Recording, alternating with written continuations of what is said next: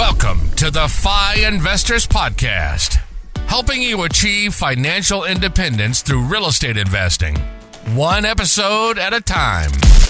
We talk about personal finance, mindset, and real estate investing. Whether you're a rookie or looking to scale your portfolio, we're here to provide you with the tactics and actionable steps to achieve your goals. Here are your hosts, Diego Corzo and Ward Mahoney. What is up, Ward? Welcome to another Financial Freedom Fridays. How's it going? Good, brother. What's up, Diego? Always love sitting down and hashing out a fun topic here with you. Today, I'm looking forward to it, man. How are you doing? Doing well. It's we're almost midway through the year, so one of the things that I like to do is do a mid-year recap of the goals that I've had and the goals that I've achieved, the goals that I need to work on, and all that stuff. But this year has flown by. It's crazy, man. I can't believe we're already 6 months into it. I know.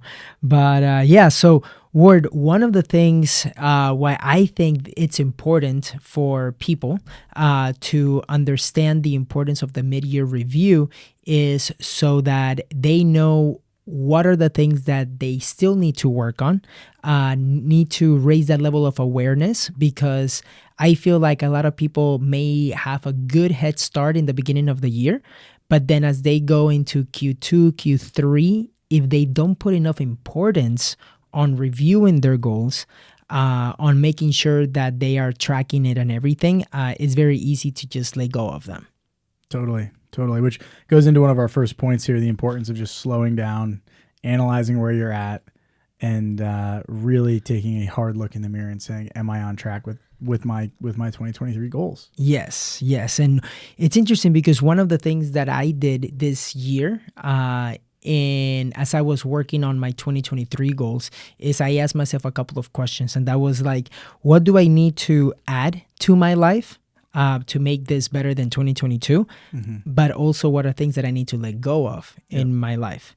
And what's interesting is that we can ask ourselves those same questions mid-year to make sure that we end that we start the second half of the year the right way. I love that. And then just kind of one thing that I think about too, and you say that when you think of letting go of things, and I know you've been focused on this year, is just that feeling of being light. Yes. And that goes exactly within that state of mind. Can you mind elaborating a little bit on that? Yeah, no, for sure. And that's something that we just had a call on with Daniel DeReal.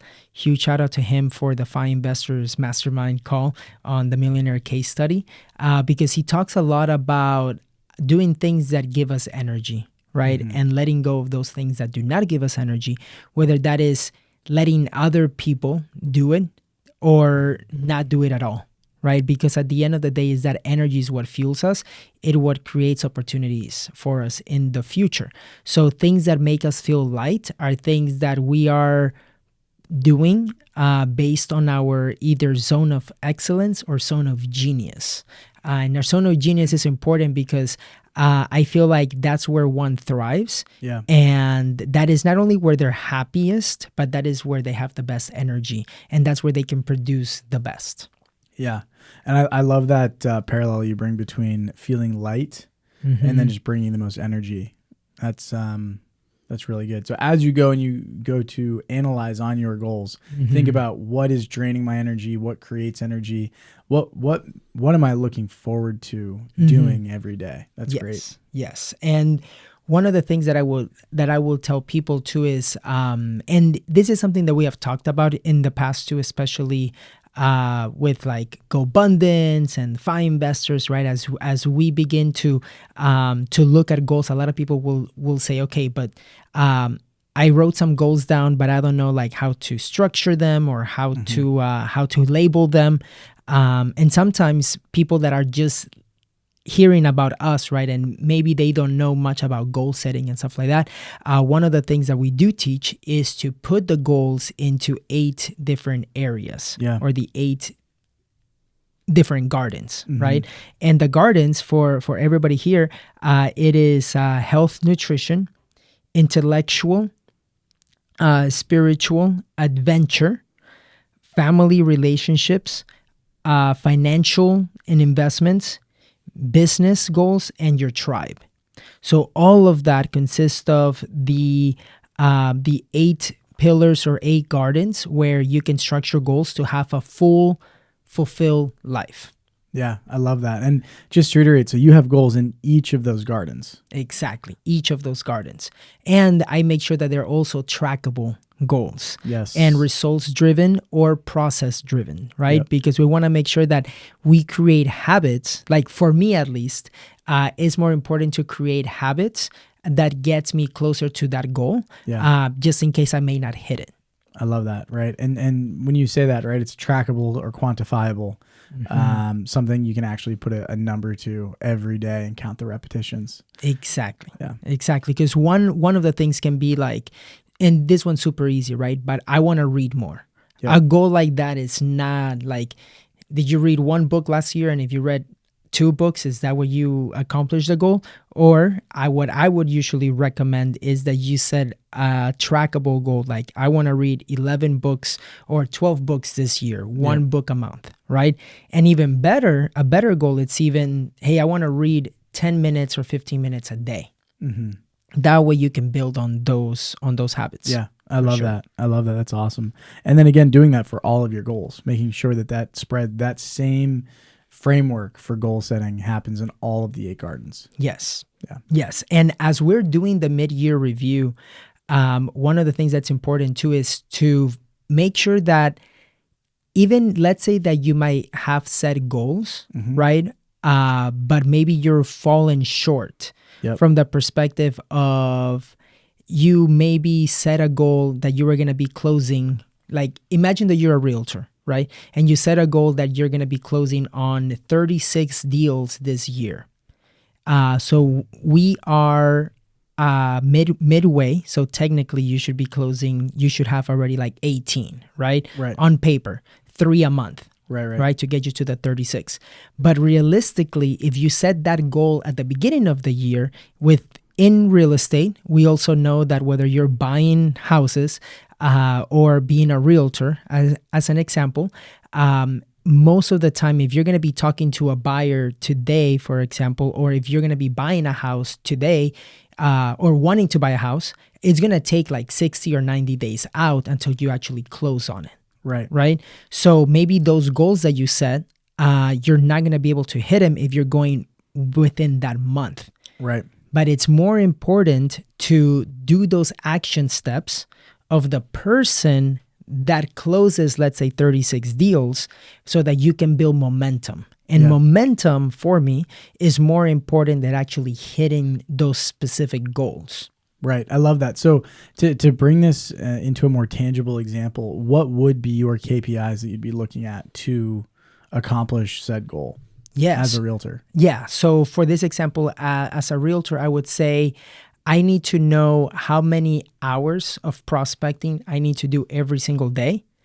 That then within those hours, I need to hit certain conversations. Yep. Those conversations are going to lead to appointments. Those appointments are going to lead to potential closings, right? Yep. That I will be able to have. Let's say those appointments are, I need to speak to 5 potential buyers. 3 of them are going to get approved.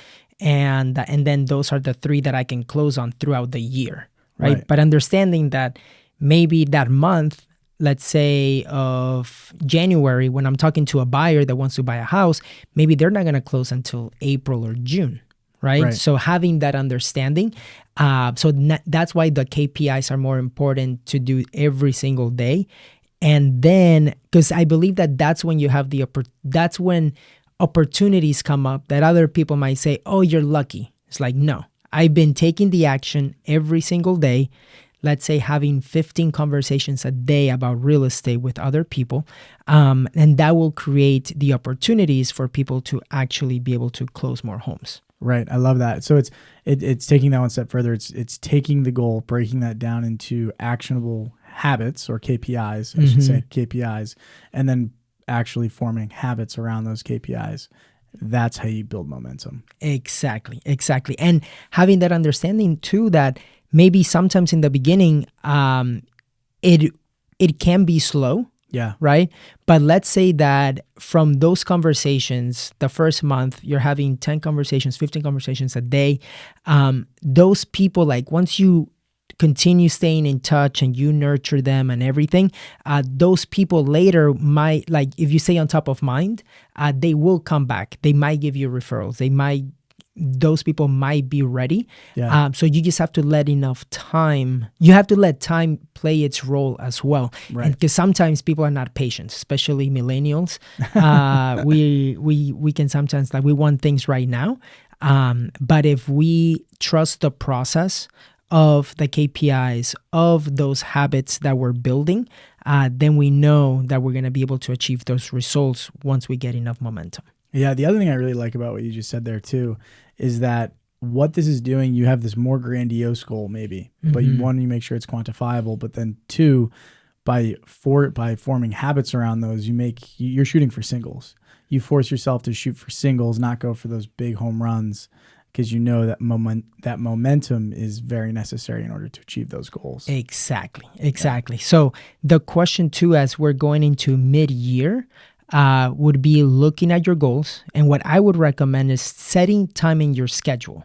Like put it on your calendar, 2 hours, let's say on a Sunday, go to an inspiring place, right?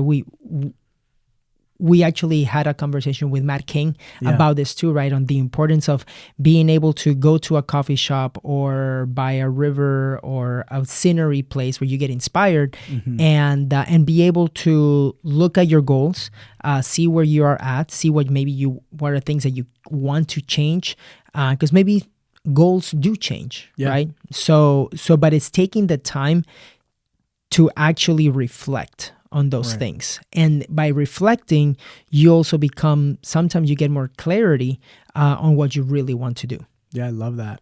So what would your advice be for someone that might actually be feeling a little bit discouraged because they haven't been able to achieve everything that they thought they would be at this point now in 2023? Yes. So 2 things. I would say asking themselves, am I doing right now what a person that achieves those goals is doing?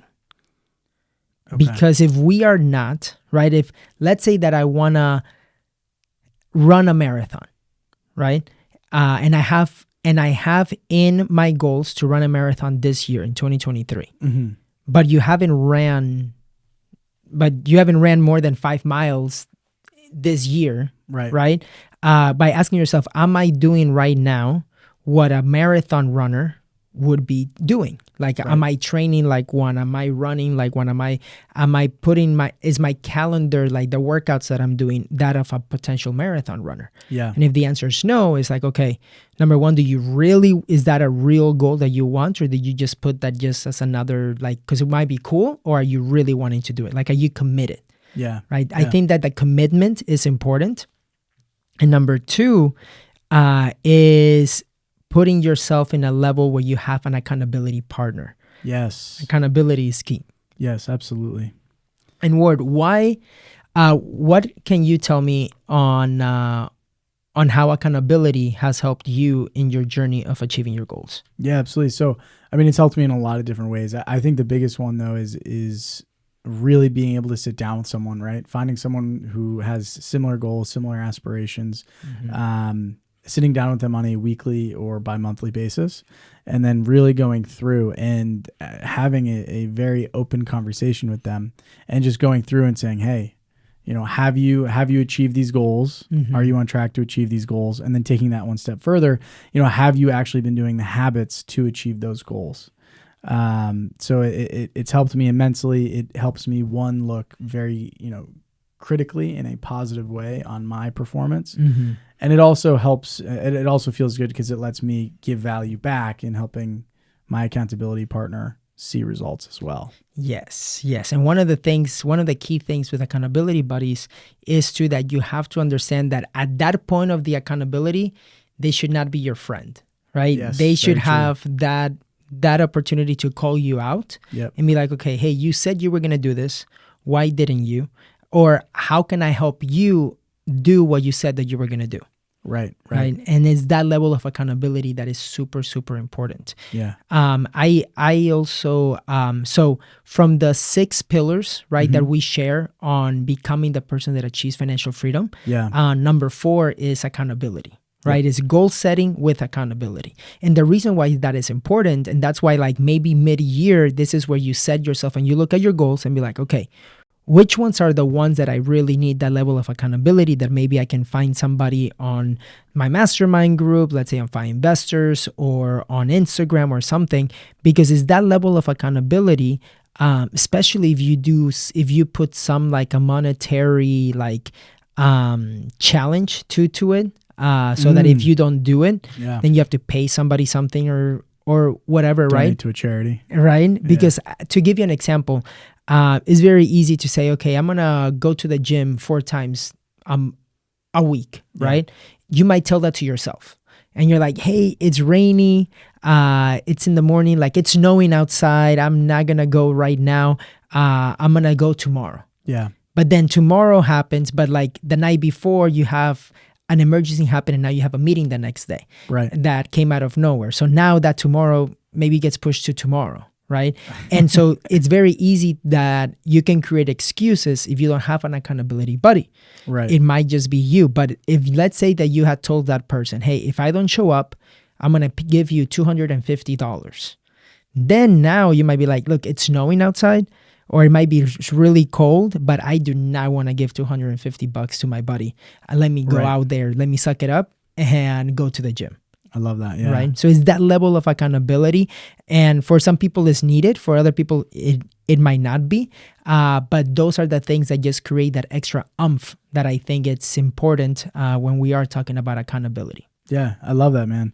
Well, tell me a little bit more about your accountability partners, because I know you've had a few. I knew one was, I think, a big accountability partner, or I should say partners, is just with your pod within GoBundance. Yes. Talk about that dynamic a little bit and what you've been able to accomplish through having that structure. Yes, the pods is something that is really, really important, and that's why we've implemented also in the FI Investors group, is because it's a group of like 4 to 5 people that are playing at a similar level, whether they're business or financially or like real estate. And we talk about different topics based out of the 8 different gardens, right? We talk about our goals on our one sheet. But it's also important to have the level of accountability of what we're going to be accomplishing for either that next week or that month. So one of the things that has helped me is that for example, every Wednesday at 7:30 in the morning, that's when we have our pod call. And we know that we start with the accountability that we said that we were going to do the week before. Yeah. Did we accomplish it? Did we not? Or why not? And instead of like, if it's a why not, is that we don't go into a story of creating excuses. We say like, why not? Is it because we're going to be pushing it to next week, but no stories about it? Because at the end of the day, it's just creating excuses from that perspective, right? I love that. Yeah. Yeah. But it's having that openness and having something weekly actually pushes you to do it. And it's sort of like, it also creates a certain standard, especially in a group of 4 or 5 people, because you don't want to be that person that every single week you're like, oh, I didn't do this. Oh, I said I was going to do it, but this happened and I didn't do it. Oh, I didn't do it again. Right. It's like a level of accountability that we say what we were going to do. Yeah. Yeah. It's that say-do ratio. If you say you're going to do something, do it. Yes. And watch out for that. That's awesome. And the other thing I want to point out too is if you are feeling a little bit frustrated with, any goals that you currently have, it's super important to actually have like one foundational pillar that you have. For me, that's going to the gym. If I end up going to the gym and hit my fitness goal, I know that a lot of my other goals are going to come easier. That might be diet. It could be maybe it could be a lot of different things, but make sure you choose that one foundational pillar, that one foundational goal, and just make sure you hit that. And then again, just let the ripple effect help you in other areas. Ooh, I really like that. I like the word, the ripple effect, because and I would even say that if you do those things like early in the morning too, it does create a ripple effect into the full day. Definitely. And if you have a great morning, you have a great day. great days lead to great weeks into great months, and into great years. So yeah. And then one last thing that I do want to share is for people that wanna, like, in order, maybe in the first 6 months you didn't accomplish a lot that you wanted, and it may be because you weren't aware about those goals. Just because you wrote them down, right, and you put them away, like, you really, really, really have to be looking at them weekly, I would say. Yeah. Monthly is great, but weekly is even better, because then you can look at those goals and be able to put it on your calendar, like what is important for those goals. Yeah. And one of the things that we even do is like, okay, we have the yearly goals, but then we can even put them into quarterly goals. Yeah.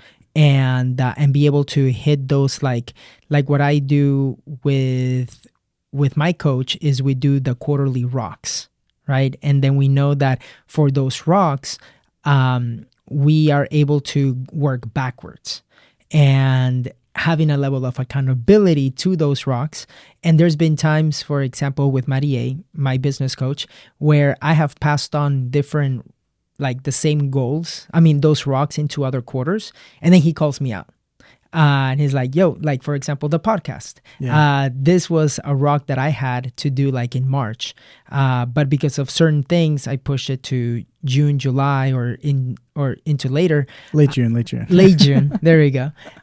June. And it's that importance, right? He called me out. He said, okay, what about, can you move it to quarter two? And I said, yes. And then is that level of accountability again. Because I could, in my head, I could say, yes, I'm going to do that. But it wasn't until I told him, and it was that level of accountability that he pushed me for it. Right. And that sometimes is what we need to give us that extra oomph, as I mentioned earlier. Yeah. I love that. And that really goes into whether it's a coach, whether it's a pod, or whether it's a friend. Just make sure that you have someone you're actually being honest to yourself. Yes. And one last thing that I like to share on the accountability part is that, especially on the financial side, as we're talking about like achieving financial independence, right? One thing that helped me the most is that in the beginning, as I was getting started, I would have, and this went on for like 5, 6, 7 years, even until now, even though accountability for me is to continue having those calls, right, with Mr. Pascal Wagner. He has been I would say my financial accountability buddy, like my financial net worth accountability buddy, because since 2014, we would track our net worth every single month. Our expenses, like how much income we made, expenses, like assets, liabilities, business, like everything. And I feel like that was the one thing that helped me be able to be aware of where I was, so that I can continue to push and take the right action steps that I needed to be able to achieve what I set a goal, right? Because I started that when I was 24, and that habit of looking at my finances and sharing it openly every single month is what helped me take the right actions to achieve also financial independence at 26, 27, and then becoming a millionaire at 29. Yeah. And it's that level of like also of openness and vulnerability to be like, hey, you said that you weren't going to be spending, let's say as an example, like $3,000. Like you might spend, hey, I spent $1,500 eating out. And you're like, all right, Diego, like, is eating out $1,500 going to help you to get to your goals if you could just spend $500 eating out and then $500 on groceries or whatever, right? To making sure that your actions or also your credit card debt. I've had other partners too, where we go over their credit cards, and it's like, hey, you told me that you were going to be paying them off, but all of a sudden you're adding more. Okay, why? Right. And is that level of like accountability and those questions that will actually help people take actions towards their financial goals. And all you need is that extra accountability. Yeah, I really love that, especially kind of leaving on that as well. I think the biggest takeaway here is if you have a big financial goal you want to hit in 3 to 5 years, sit down with someone, be completely transparent, open your books. What are your incomes? What is your income? What are your expenses? And then what is your net worth? And actively tracking that. I think that's gold, man. Exactly. So, Ward, this has been a great Financial Freedom Fridays. For anybody that has a question for us or that wants to even share what their goals are for 2023, they can send us an email at info@thefiinvestors.com. Yes, sir. Awesome, man. Well, Diego, this is a blast, and I look forward to seeing you on the next one. Take care. Bye-bye. Peace, brother. Thank you for listening to the FI Investors Podcast. Make sure you subscribe so you don't miss any future episodes. And share this with a fellow real estate investor who you think would find value in what we do. Until next time.